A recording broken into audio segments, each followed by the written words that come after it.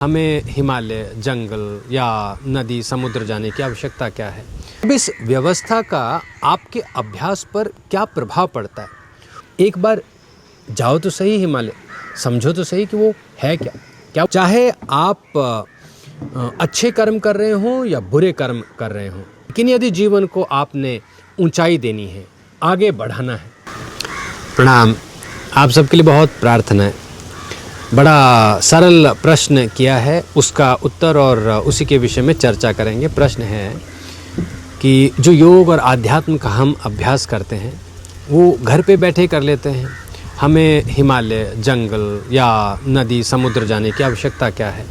जहाँ हैं, जैसे हैं, वहीं पर अभ्यास करते हैं। तो इस बात को समझने के लिए ये स्थान बड़ा उचित है, इसी कारण से ये प्रश्न मैंने चयन किया। पहले तो देखो कहाँ हैं हम। ये सुंदर नदी और ये विशाल नारियल के पेड़ और ऐसा मनमोहक स्थान है कि आप चाहकर भी यहाँ पर क्रोधित नहीं हो सकते, शांत हो जाएगा मन। तब आप समझो, क्या नदी घर में आ सकती है? क्या आप इस प्रकार का जंगल घर में उत्पन्न कर सकते हैं? यह समझना बड़ा सरल होगा कि घर में जहाँ भी आप रहते हैं, चाहकर भी आप इस प्रकार की व्यवस्था नहीं ला सकते। अब इस व्यवस्था का आपके अभ्यास पर क्या प्रभाव पड़ता है, वही समझना आध्यात्म को समझना या योग को समझने जैसा हो जाएगा। आप गाड़ी से जब यात्रा करते हैं तो आपने अनुभव किया होगा कि गाड़ी नदी में नहीं चलती। ऐसे ही जिस नाव में हम बैठे हैं, जिस किश्ती में हम बैठे हैं, ये रोड पे नहीं चल सकती। दोनों का अपना उपयोग है, दोनों का अपना लाभ है, दोनों का अपना प्रभाव है। घर बहुत आवश्यक है, उसका अपना एक लाभ और हमारे जीवन के लिए बड़ा आवश्यक है, बहुत विशेष है।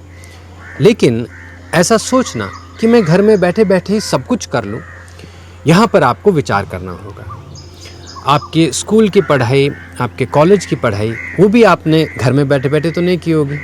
बाहर निकले होंगे, स्कूल गए होंगे, कॉलेज गए होंगे, उन पुस्तकों को पढ़ने के लिए वैसे स्थानों पर गए होंगे। ऐसे ही योग और आध्यात्म में यदि आप आगे बढ़ना चाहते हैं, उसे समझना चाहते हैं, तो आप इस विचार से थोड़ा बाहर निकलो कि हमें हिमालय जाने की आवश्यकता नहीं है, घर ही हिमालय हो जाएगा। ये बात सत्य है, लेकिन अभी नहीं। ये सत्य होगी जब आप हिमालय को अपने जीवन में उतार लोगे। एक बार जाओ तो सही हिमालय, समझो तो सही कि वो है क्या? क्या वो सिर्फ एक पहाड़ है, कुछ बर्फ है, या कुछ जंगल है वहाँ पे, या कोई नदी है, या फिर इस प्रकार का एक वातावरण है? जहाँ पर भी हैं आप, जैसे भी हैं आप, आपको उस स्थान से आगे बढ़ना होगा।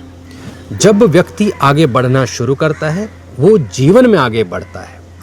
चाहे आप अच्छे कर्म कर रहे हों या बुरे कर्म कर रहे हों, यदि आप एक ही स्थान पर रुक गए तो आप धीरे धीरे वहीं पर आप अपने जीवन को समाप्त कर लेंगे। लेकिन यदि जीवन को आपने ऊंचाई देनी है, आगे बढ़ाना है, तो आपको संसार के उसके असली स्वरूप में समझना होगा।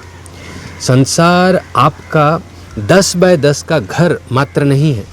संसार बहुत सुंदर है, बहुत बड़ा है, इसके कई रंग हैं, कई रूप हैं, और ये सब आपको अवश्य देखने चाहिए। बाद में ये सब जब आप अभ्यास कर रहे हैं, घूम रहे हैं, मानो आपको भगवान नहीं मिला, आपको जो आपकी इच्छा थी वो पूर्ण ना हो, तो भी क्या हुआ? आप इस बात को समझो कि आप कितना सुंदर संसार देख चुके हैं। इसके विपरीत यदि मानो घर पे ही बैठे रहते, तो वहाँ पर भी ये बात तो पक्की नहीं है कि घर बैठे बैठे आपको सब प्राप्त हो जाएगा। तो दोनों ही स्थितियों में आप चयन करें उस स्थिति को जहाँ पर आप भ्रमण कर सकते हो, आप संसार को देख सकते हो। जब आप बाहर घूमने जाते हैं, आपने पाया होगा मन भी बड़ा शांत हो जाता है, आँखों को कई चेहरे देखने को मिलते हैं। इस प्रकार से जो प्रकृति का आनंद है आप वो ले पाते हैं, और ये तभी संभव है जब आप घर से बाहर निकलें। तो मन उदास हो, परेशान हो, आपके योग में कोई बाधा हो, जीवन में कोई बाधा हो, आपकी जो इच्छाएं पूरी नहीं हो पा रही हो, घर बैठकर रोने से, परेशान होने से कोई लाभ नहीं होगा। बाहर निकलो, भ्रमण करो, एक देवताओं का आशीर्वाद समझो। जब आप बाहर निकलेंगे आपको कई प्रकार की शक्तियाँ प्राप्त होंगी और ये शक्तियाँ आपके जीवन का कल्याण करें, आपको आगे बढ़ाएं, आनंद दें, ऐसी आप सबके लिए प्रार्थना। आज के लिए इतना ही। आपके और प्रश्नों के साथ फिर मिलेंगे। नमो हिमालय।